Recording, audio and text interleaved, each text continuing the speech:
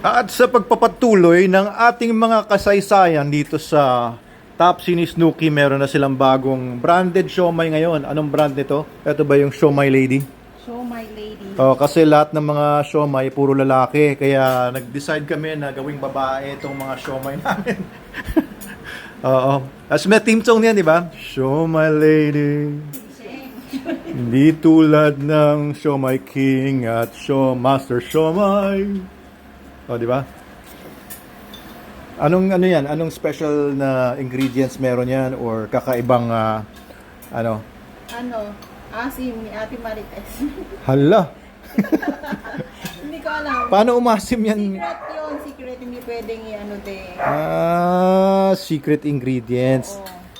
Pero walang kinalaman yan sa asim ng pawis Wala. Walang pawis yan. Mabango kami dito. Malinis na malinis. Oo. So itong siomai na to ay ayan, apat-apat per Homemade. serving. Magkano yung isang ano? 20. 20 pesos lang yung ganyang siomai. Magkano sa labas yan? 25. 25. Magkano sa labas ang isang ganyan? Aba, malay ko sa kanila. Magkano? Ikaw, bili ng siomai eh. Ay, oo nga pala. Wait, check Oh, ko. magkano nga? Yung binili natin kahapon doon sa SM, magkano yung Ang ganyan? mahal yun yung Henley. Oh, Henlin? Parang 10 each. Oo. Huwag natin siraan dito yung Ay, Henlin. sorry. 10 isa, so 40. Ito, 25 pesos lang. Sure sa figure. Pero mamaya, husgahan natin kung mas masarap ba talaga ito sa Henlin. Oo. Nakasigurado ba kayo na mas masarap to sa Henlin? Aba, hindi ko ipagpapalit yan. Eh, syempre, hindi mo naman pwedeng pagpalit yan. Punta ka nga doon. Ayan, so itong siomai na to ay ipa-franchise namin. Sinong gustong mag-franchise ng siomai, Siomai Lady, o Siomai Queen. Ano ba? Dapat babae, no? Miss Siomai. Anong suggestion ninyo sa brand natin ng siomai? At bukod sa mga siomai, eto pa. So, alam nyo kung ano yan? Dinamita yan. Embutido. Oh, napakadaming ginawang embutido. At nandito daw yung mga siomai. Uy, yun oh. Nandito pa sa ilalim. Ang dami niyan lang ng gawa today. At eto si Madam Snooki. Sinusubukan na niya ang embutido. Anong lasa? Paano mo ma-describe ang lasa ng embutido sa Topsy ni Snooki?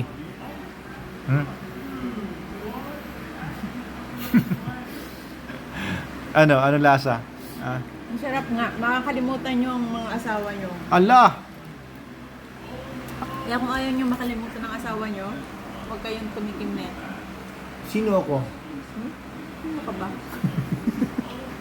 Walang hiya ka. Pagkatapos, lahat-lahat nakuha mo sa akin. Kaya order na kayo guys ng embutido at saka ng mga siomai. Magkano abutin ng isang ganyang embutido?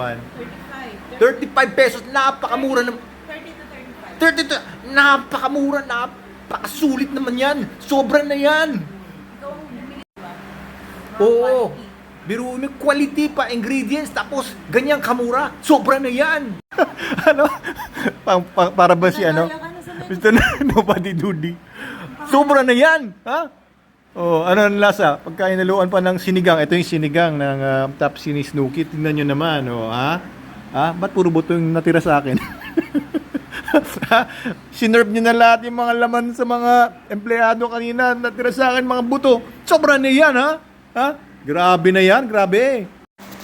Di bale, basta masaya mga empleyado natin. Walang problema. O, akin na lang yung mga buto. Yan, ganyan tayo mapagmahal sa mga empleyado natin sa Manalo K9. O, yan.